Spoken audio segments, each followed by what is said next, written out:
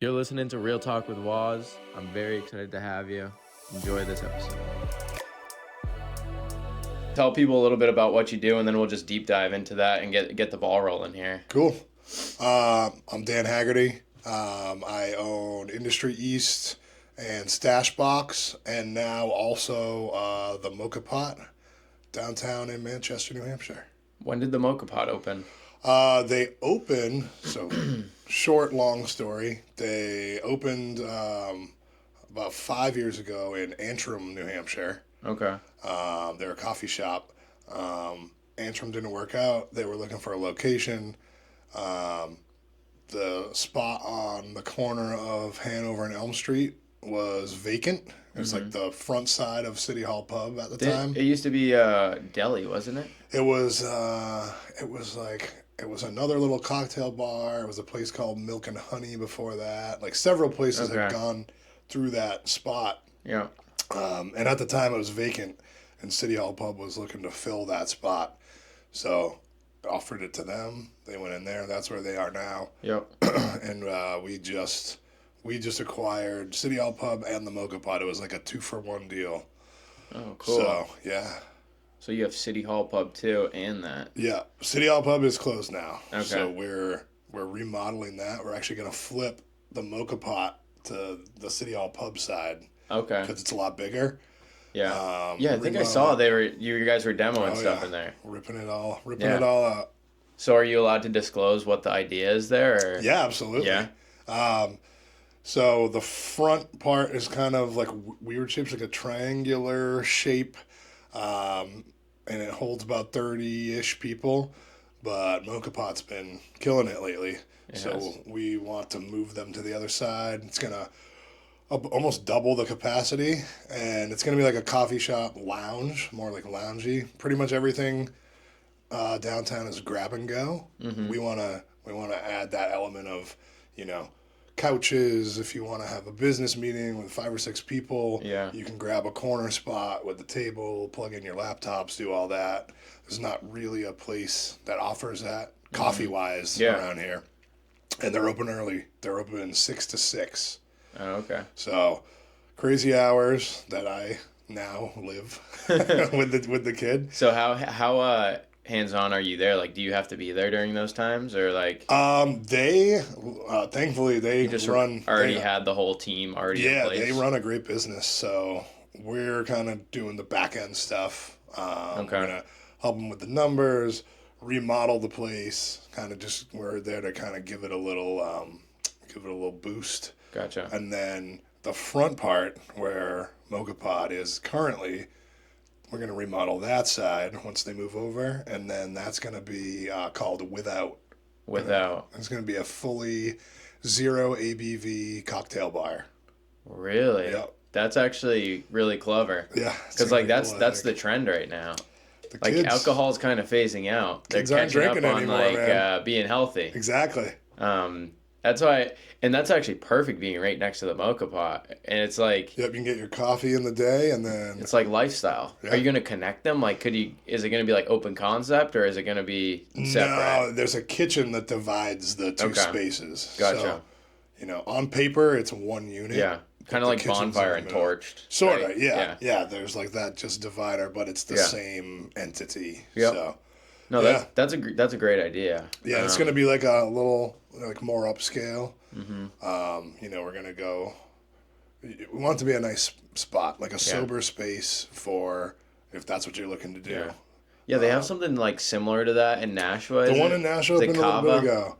That is the Kava bar, but they just did another one that's like coffee shop, art space, kind of alternative drinks. I haven't been there yet. I think they're fairly new. But we're gonna go kind of off like the industry stash box model where we're offering like, you're getting some high end stuff in a nice newly renovated spot, so people feel like they're they're going out for the night. They're just not drinking. Yeah. So you can get dressed up. You can go there. It's gonna be. I like that. It's gonna be cool. Liked it a lot. Yeah. Another thing that I've been telling people that I think Manchester's missing is an upscale club. Yeah. We don't There's have anything that would attract, like the younger people that want to go to like a club tonight. right. Like I'm talking about like something with like a cover to get in, and you got to have a dress code, Yeah. like that kind of thing. Yes. Almost like Boston-esque, but like not, Yeah. But like that's the one thing Manchester doesn't have. So I think there's some people working on that. Yeah, At good. least bouncing around the idea. It's all about the, as you know, real estate and location and Yeah. what's going to work. And the politics, I'm sure. Yeah. And is there going to be enough people that want that? Yeah. Like to fill that every weekend, I would love to get tied in and be a promoter for this because the amount of people I've been telling this business idea to, I'm probably already getting the business. You're like, that was my idea. Yeah. It's going to open up. I'm going to be excited, but I'm going to be like, damn, I wish I could have done that. I should have done that. But like that, what goes into actually starting something? Like, how did you first open the first restaurant? The first restaurant was born out of basically just the need to work for ourselves. Okay. My partner Jeremy and I had both at the time both been in the business each about 20 years. So, we were starting to see you get to a point where you're like, I either got to get out completely or I have to go to the next level. Like I can't keep doing we're coming up with all the recipes. Like we're essentially bringing in all of the guests.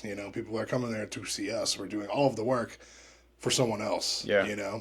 And it's like if we're already doing all the work, why don't we just do a little more, and then it's fully our spot. Yep. I had a catering business prior anyway, so.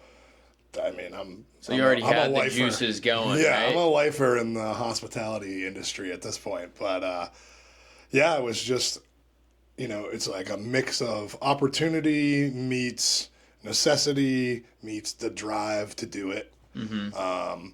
And when we started industry, the spot where we're on Hanover Street, and it's it's 800 square feet. Mm-hmm. And, that was kind of like a bigger city thing. You see that in Boston, New York, stuff like that. But like the tight-knit bars. Yeah, the little kind of like neighborhood bar. Yeah. But has a little more to offer. Yep. Instead of just there's nothing wrong with dive bars. I love them. Yeah. But just we don't have TVs in there. We didn't want everyone just watching the news. Wanted people to talk. Yeah. So it was this spot is perfect for what we had been talking about for years. We should do this. We should do this. And finally, we should, or one day I want to do this. Yeah. The opportunity came up, and we just went, now's the time to do it. Yeah. That's good. And how old were you when you first opened industry? Let's see, that was 5 years ago, so 37. Okay. Yeah. Yeah. And where were you working before that? Were you doing the catering? I had the catering company, but was also working at the original Birch on Elm when it was. Okay. I think Alice DeFrida is there now. Gotcha. Yep. That's a good spot. Yeah. Yeah. There's a lot of new business in Manchester in general. Yeah. Which is really cool to see. Have you seen that help you guys, or has it taken away from it? No. I'm all about the more the merrier. Yeah. Yep. Makes it more attractive. It does, and I'd like to see a little more diversity in the businesses, but it's getting there. Yep. And anything helps because the small business community is, there's the top 3 guys that own everything, and then everyone else is small business. Gotcha. So it's there's a great community of support out there. So the new people that come in, a good example is a store called Fish Toes. They're a vintage store. Yeah, I walked by that the other day. They opened up very recently, and they have that good small business mindset. They introduce themselves to everybody. They show up to all the community meetings. They're out there. That's good. Doing stuff. They're doing collabs with everybody, and that's what we love to see. More of that. And, so the more people that come in and do that. And it's been a wave too, because Yeah. pre-COVID, it was getting there. Manch was getting there, right? It was kind of like everyone was starting to be like, it's not competition anymore. It's let's work together.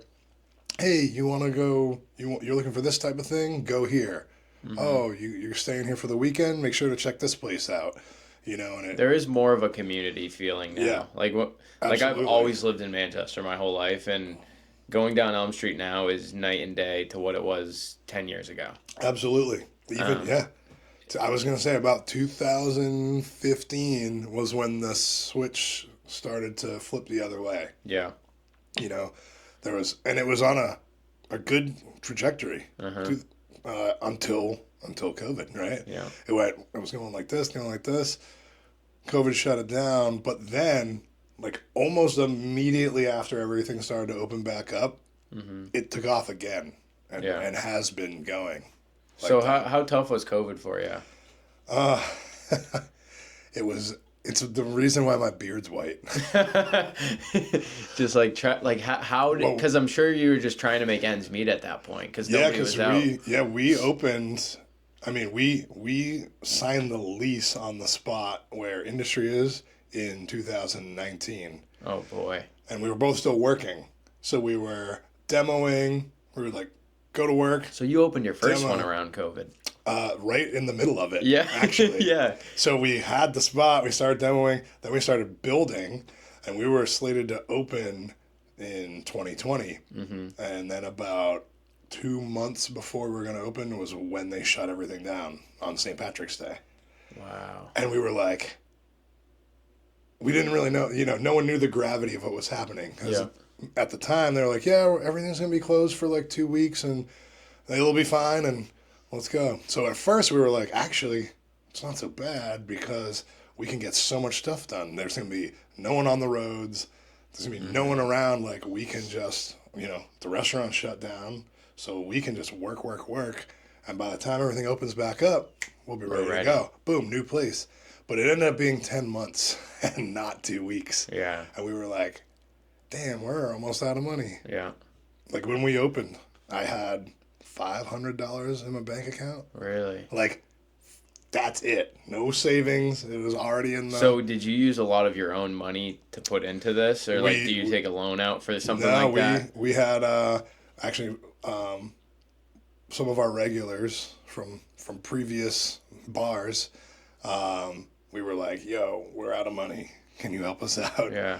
And they helped with the funding. Almost like an angel investor. Absolutely. Yeah. No, it definitely was. Because banks were also not giving out money at that time.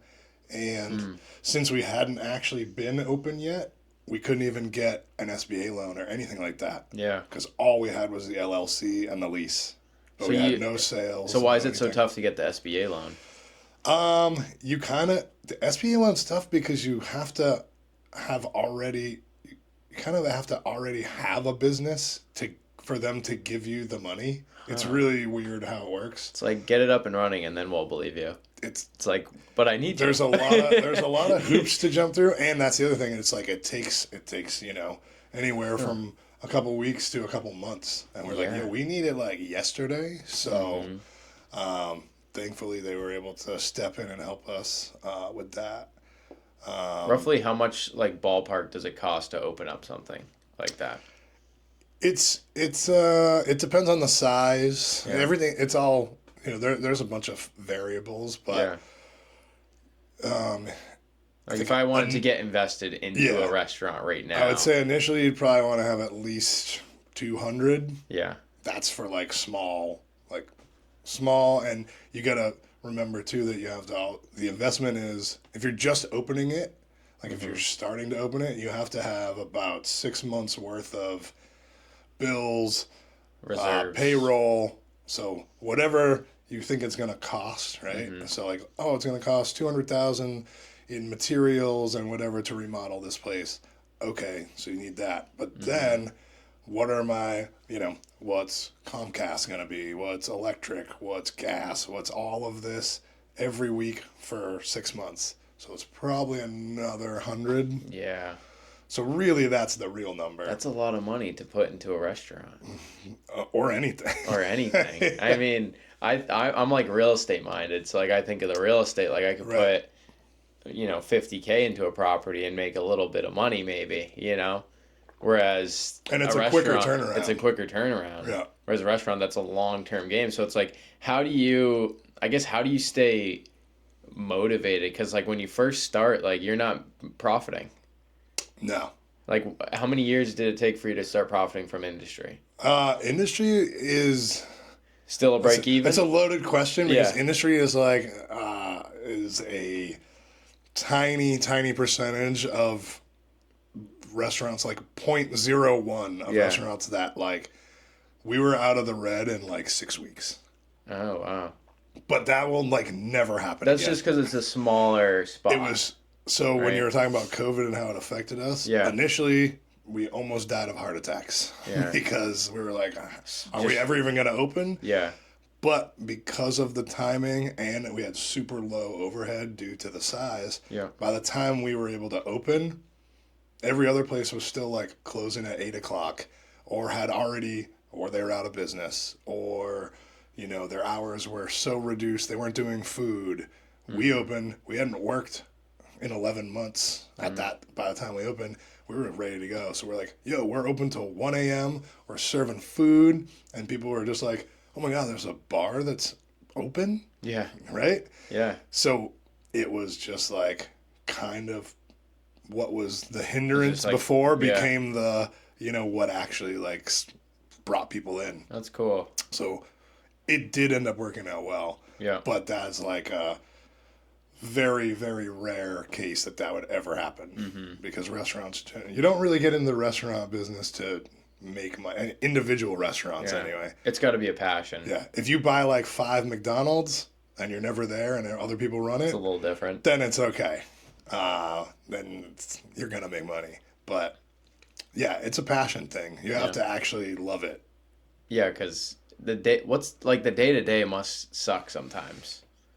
Most of the time. Most of the time. It's just a lot. There's just so many factors. I worked in hospitality for 1 day. 1 day. Yeah. You made it. I made it. I made it You're one day. Veteran. One full day. And then I was like, no, not for me. I was a server at Bonfire for a day. Oh yeah. Yeah. Yeah. It's like, this is a lot. So there's just so many aspects, there's the employee aspect. So you got to kind of, you got to make sure everyone shows up. You got to make sure everyone's doing what they're supposed to be doing. Yeah. You also have to make sure everyone is getting paid.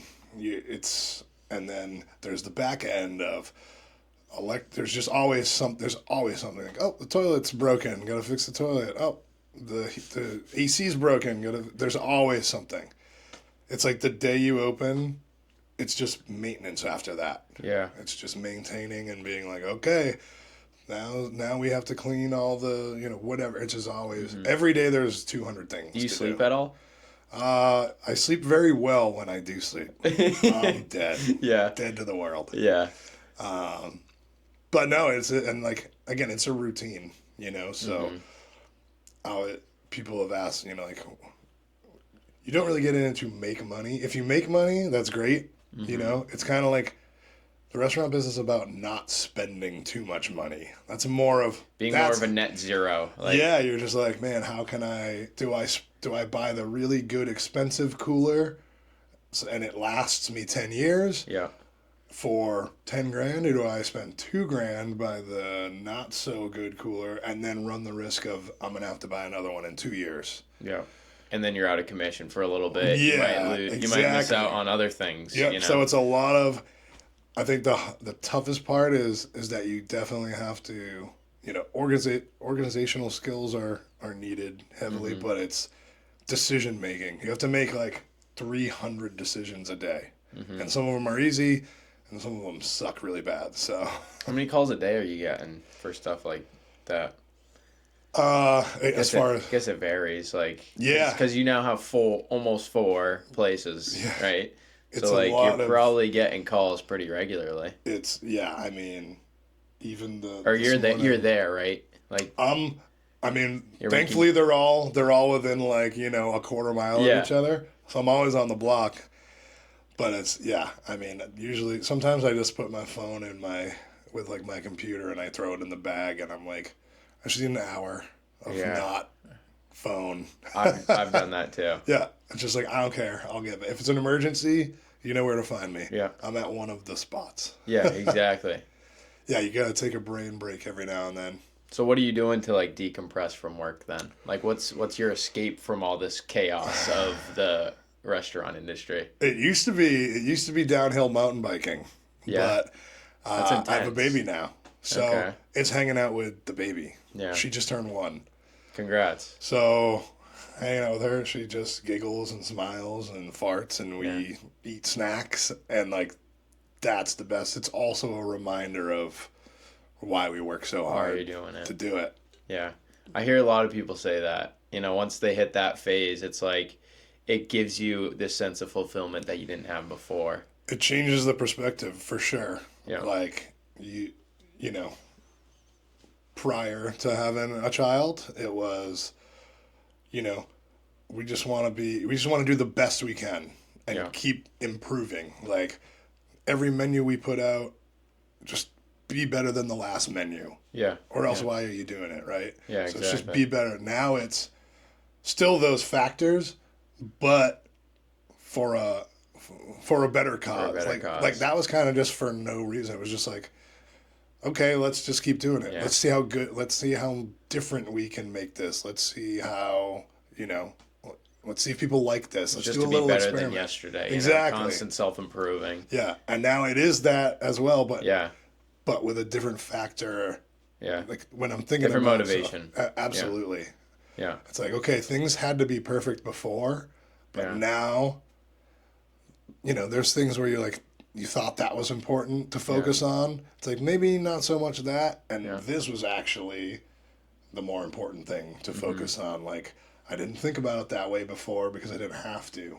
Yeah. And now it's like, even with people's reasons why they call out of work or something, where before I might have been like, what the hell? Like, no, that's dumb. And now I'm like, all right. It's cool. We'll figure it out. It's cool to see it though, because like you're an older parent than some other people. A lot of people are having babies really young, and you went on this journey that like forced you to always self improve, and once you have that kid, it almost like reignites that fire. Whereas like if someone has a baby first, they might not ever get to experience what it's like to like have to focus internally and be like, oh, I got to do this, and this to be better than yesterday. Right. So it's cool to see different perspectives in that limelight. But I do think like ultimately kids are always great from what I hear, And, oh yeah. Well, it's just awesome. Like now, the days before pre-baby, and I come home and be like, some days you're just like, I don't want to do this anymore. Yeah. Like, what else can I do? That I've been having those days recently. I've been doing the same thing for so long. What other skills do I have that remember what to do, right? It's like, what's the pivot? Yeah. Yeah. But now it's like, now it's like, okay, no matter what goes on here at work, I mean, there are things that are just out of your control sometimes. Like, what matters now is that she's taken care of. Mm-hmm. And so, if we can, by the time she's old enough to talk and stand and move around, if I can bring her to work for a little bit and have her see, like, teach her, like, why is Daddy doing this? Why is Daddy here today? And teach her that, like, look, we started from this. We made this with flour. Now it's a pie, right? Yeah. And just have her. It's important to do that. And it socializes her, too. Yeah. Because there's a ton of people just coming in and out and doing all kinds of stuff. And yeah. Then they see a cute baby and they just want to talk to her. So she loves it. Yeah. She's all about it. Yeah. So she's occupied. Yeah. But it definitely gives it a whole new perspective of, okay, before it was just running numbers. Let's see how much we can save on this. And now it's like, we really do need to save on this. This isn't just like an experiment. Like, let's go. Yeah, it forces you to dive into it a little deeper. And be more strict on things that you may have been loose and riskier on. And then vice versa. Things that were like, it's got to be like this. And now certainly more open to being like, all right, well, let's see how it goes, because I actually have to go. Yeah. Like I gotta go get my daughter. Yeah. So you guys figure it out. Like being able to let it go and be like, all right, you guys deal with this instead of me having to be in everything all the time. What I've learning how to do that. What I've found in like the type of industry like entrepreneurship and things like that, it's 90% of the time it works out. And you are always thinking that you need to be doing extra to make it work. But in reality, if you just stayed even keel and did exactly what you do every day because you're clearly good at it, it's going to work out 90% of the time. So thinking, okay, this dish might not be good. It might not be good. But, you know, it's... Then everybody likes it. And you're like, everyone likes it, you know? Why did I stress out about that? Yeah. And guess what? If it's not good, you know how to pivot. Absolutely. And just it's always knowing in your head that 90% of the time it does work out because you have created the system to make it work out. But you still need that 10%. Yeah. Because if you don't have that, like, what if, then... Well, that's why we are the way we are. Exactly. You know? Yeah, you got to have that, like, you know, okay, I checked A, B, and C, but I gotta also have D in my back pocket. Yeah. Like, let me just make sure that one's all set, right? So there's always the backup to the backup plan. Yeah. So what's one of your favorite dishes at your place? Ooh, I would say right now at Industry, it would be the za'atar chicken and asparagus. It's fire. It's so good. It's so good. Everybody... I mean, even if no one liked it, it would have been possible. It's really good. It's still one of my favorites. But the iconic dish from there is the goon glizzy. The goon glizzy. It's just a hot dog. It's a hot dog with crab rangoon filling on it and crushed up wontons and scallions.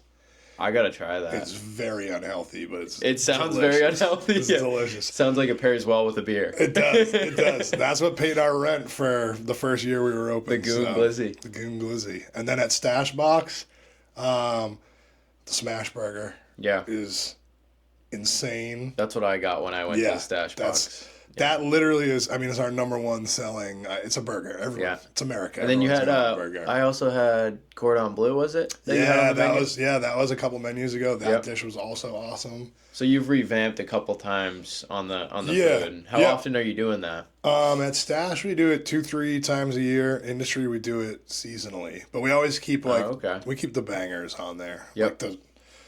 Like the burger's never going away. Oh, yeah. We have, pulled pork or pork belly rangoons. Those are always Stash. good. Those are great. We do oysters at both spots. Okay. So I'm a big oyster guy. Yeah. So oysters are good. Yeah. I have to try to not eat all the product. Yeah. Especially with the price of those, you get good markup on those. Oh yeah. Sorta. No. It's more so that people oysters bring people in. So then they order drinks. Gotcha. Like the oysters, you almost kind of break even on. Yeah. But you don't have to cook them. No. You have to just prepare them, make them look nice. Yeah. You know what I mean? But yeah, I haven't been to Industry East for food yet. I've only been there for drinks, and the drinks are great. Thank you. Yeah, you're gonna love the food. Yeah, I'm gonna try a goon glizzy and then probably hit the gym after. Yeah, jog home. Yeah, I'll jog home. Yeah, no, that's for sure. But no, that's good. It's cool, and I think it's great that new idea you got with the Moka Pot and then the zero alcohol thing. That's awesome. Yeah. When is that scheduled to open? So I think the Moka Pot remodel will be done in August. We're trying to have them in there August, so we'll do a new ribbon cutting for that, and then October for with that.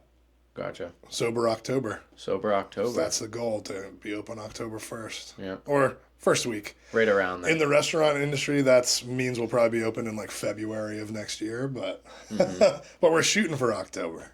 Okay, that's cool. Now, what would you say is one of, I guess, the most challenging points of your career in order to get to this spot where you now have 4 restaurants? What has been the hardest thing that you have gone through that forced you to get to that next level? There's so many. I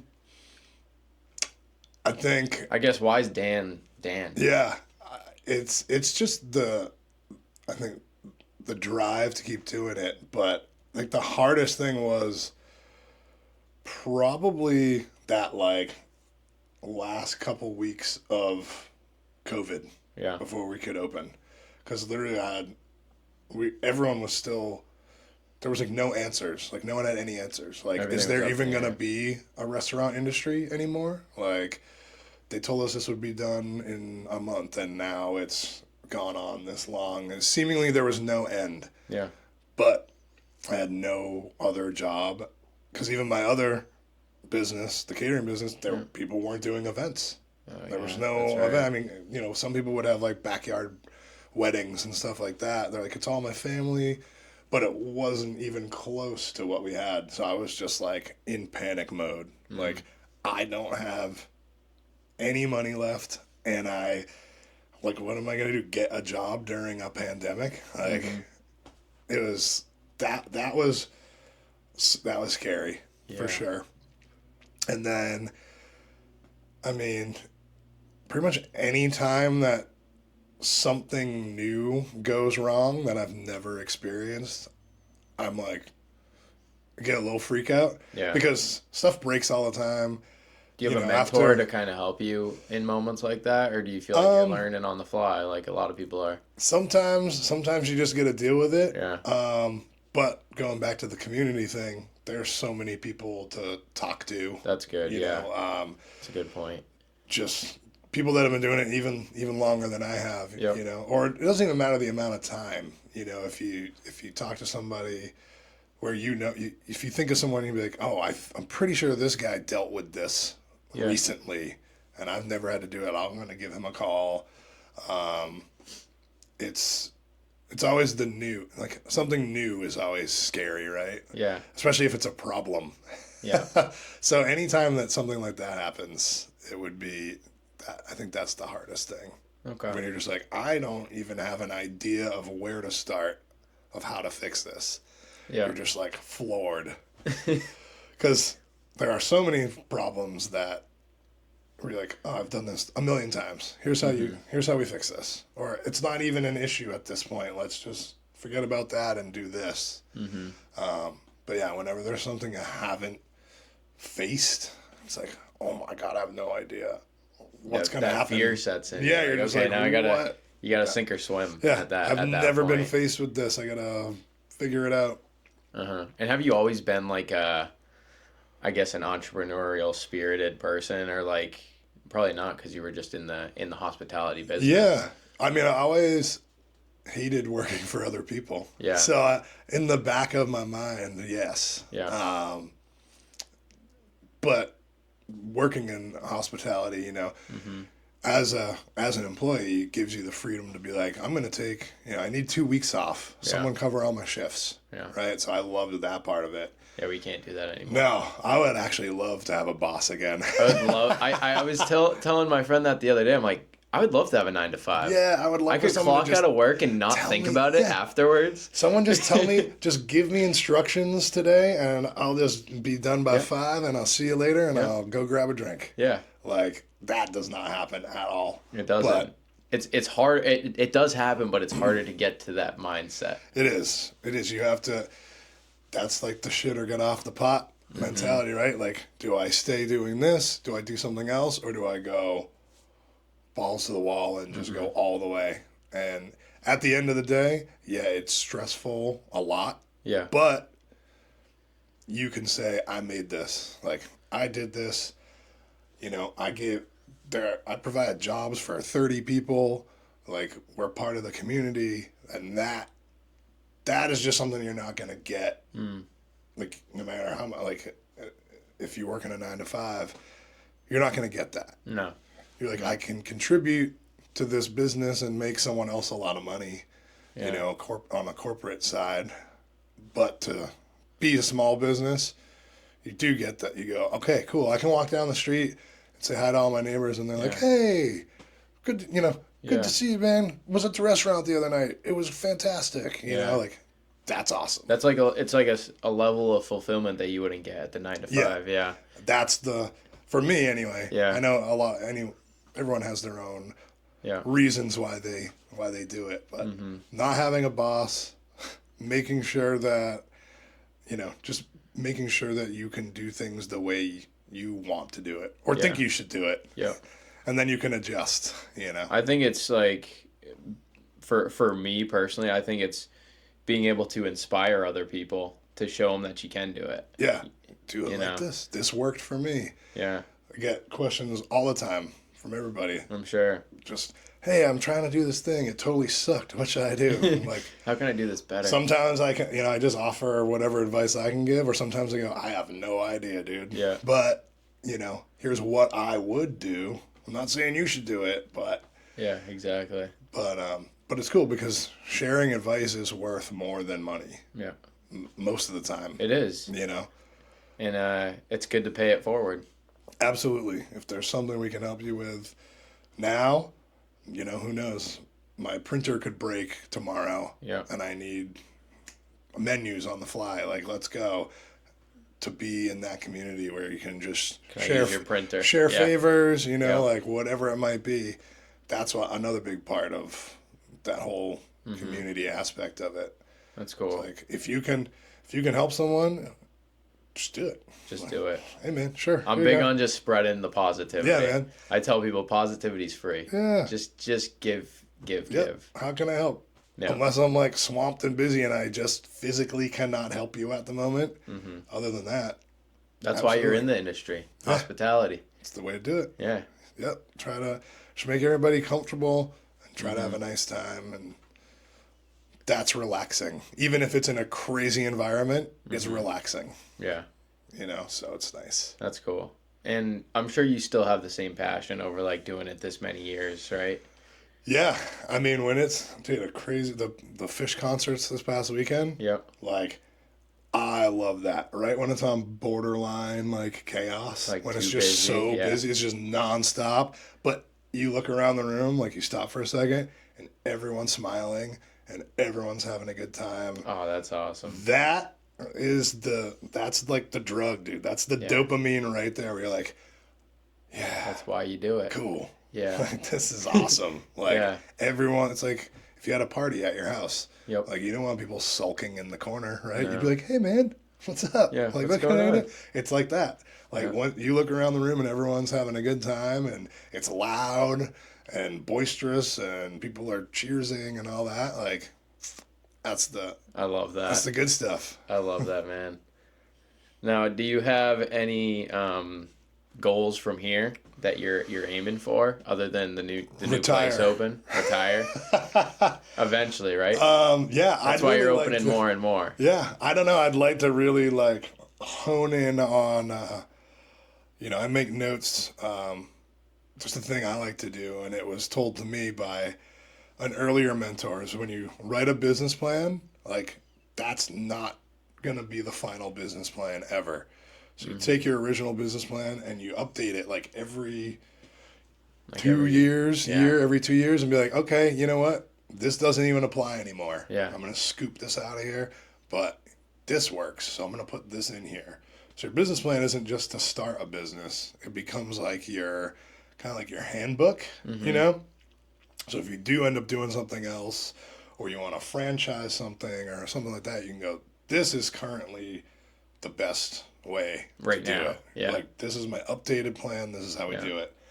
And so my next goal, I guess, would be to just kind of, not that nothing's ever going to be perfect, but perfect those business plans as much as I can, and then kind of branch it out to others.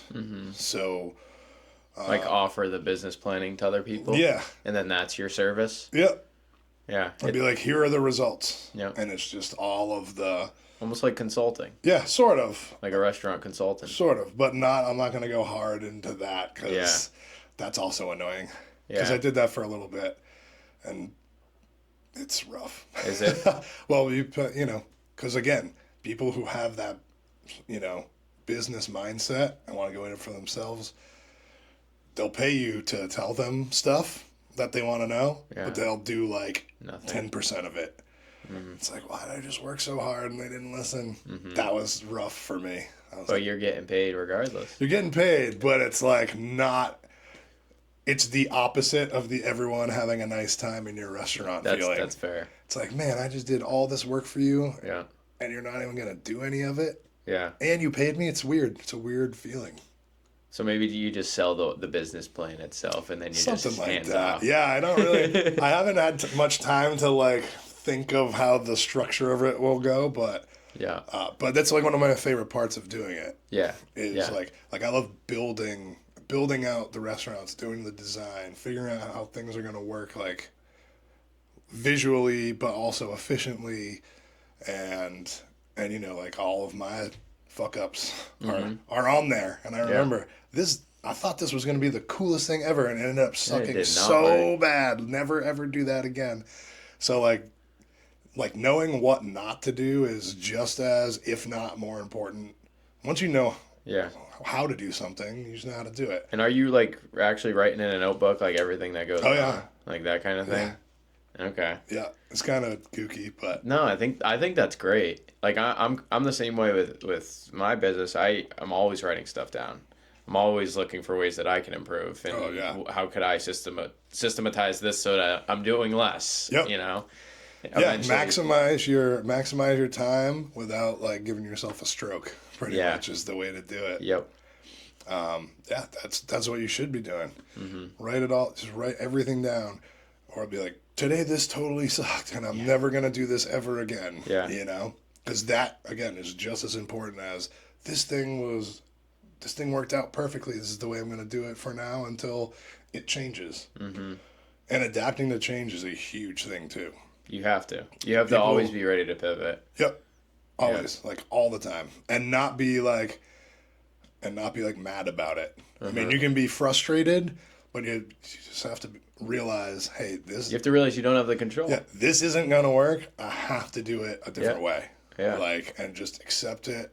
And a lot of small businesses, no matter what it is, restaurant, real estate, anything, retail.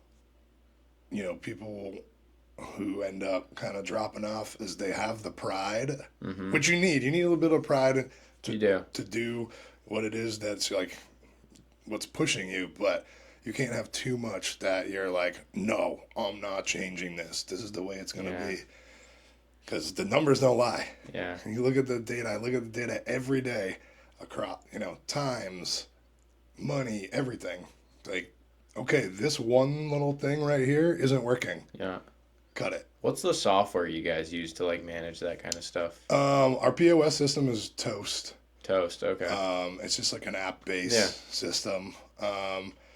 So I use that, and then I have just like a spreadsheet that I use.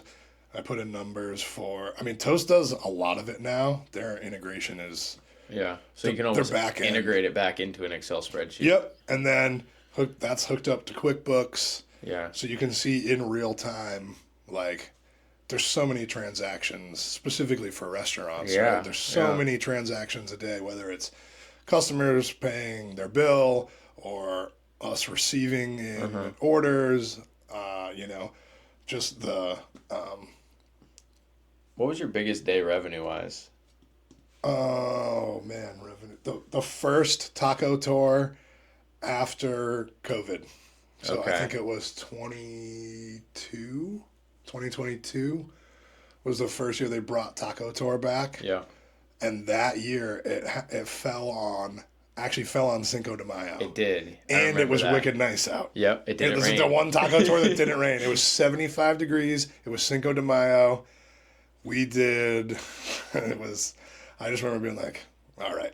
We could just close for the rest of the week if we had to. Yeah. That was definitely the biggest one. And that was when we just had industry at that point. We didn't have Stash Box. So we did... Well, you've been in there, right? Yeah. It's 800 square feet. It's small. We did 5 digits that night, which is impossible physically to do ever again. Yeah.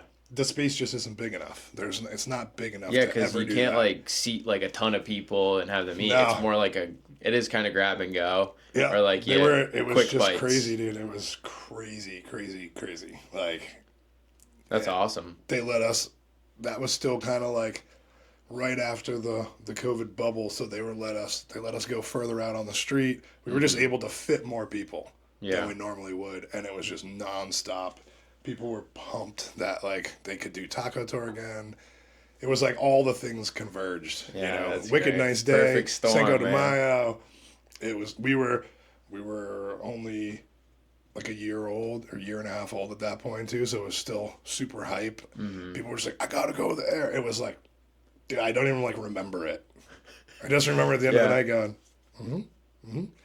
bonus for you, bonus for you, Yeah, bonus for you. yeah. Good job, everyone. We made it. We're not dead. Yeah. Let's go do it tomorrow. Yep. Let's be right back. That's the mentality. Right back at it. Yep, absolutely. That's good. Because then you get hungry again. You're like, yep.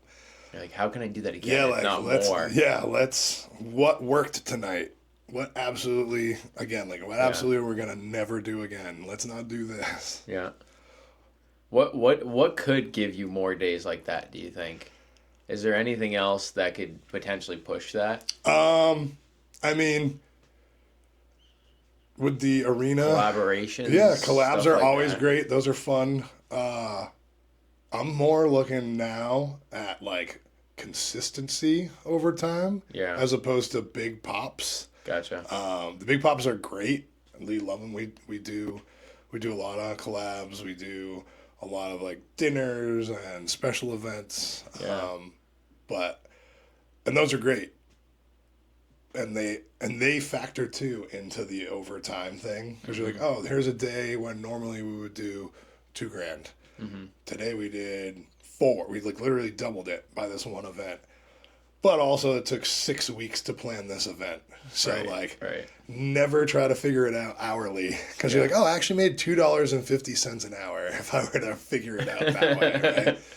But it's all about getting the name out there and just trying to stay relevant. So I think the brand's everything. it is, you know? yeah. You have to it's all maintenance. Everything is, once it's out there, it's just maintaining. Yeah, and it's cool because it seems like you have your universe of restaurants. Like they're all different, but they have a universe tied together. Like the Marvel universe, you know. Yeah, that's, you know. I'm gonna use that. Yeah, it's like they're all under the same umbrella, but they coerce together nice. Yeah, and you need, I think if you have, where it's not like we're Guy Fieri's kitchen, right? Yeah. We're a little Yeah. little microcosm of what's going on around here. But to have that feel, like I want, if people come into any of our establishments, number one thing is service, right? So I want everyone to immediately be like, ooh, I like it. I like the atmosphere. I like the playlist. I like the look of the place. I feel comfortable in here. And 3 people greeted me when I came in. 3 people said, hey, how you doing? You want to sit at the bar? You want to grab a table? You're grabbing drinks, food? Like, I will say you got that down to a T. Comfort. Every time I've been there, I've never had an issue. That is the brand. Service over everything. Yep. And that that applies to also every business. Like you're in real estate, right? Yeah. You're not going to show up to meet a client like looking like that. Just blah. Hey, how you doing? Yeah. No. It's that little extra step just to be like, oh, this person I cares. initially trust this person to make me have a good time or to give me good advice on what I should move forward with in real estate or at a retail store. Like if you walk in and someone's sitting at the counter on their phone, hey, how's it going? You're gonna be How like, many? Yeah. Oh man, I feel weird in here. I'm gonna leave. Right. Yeah. Yep. So it's all about that. That's good. So all of our spots, hopefully we achieve that at all times. Do you want to open more spots ultimately, or do you think 4 is kind of the ceiling? I thought 2 was gonna be it. So yeah. I don't know. I'd love to have an event space. I like that. And actually own it. Because right now we don't own any of our. I have 4 leases, so that is the name of the game in restaurants. Eventually anyway. own the building. It's like the McDonald's method. Yep. Got to own the property, and that's just tough to do.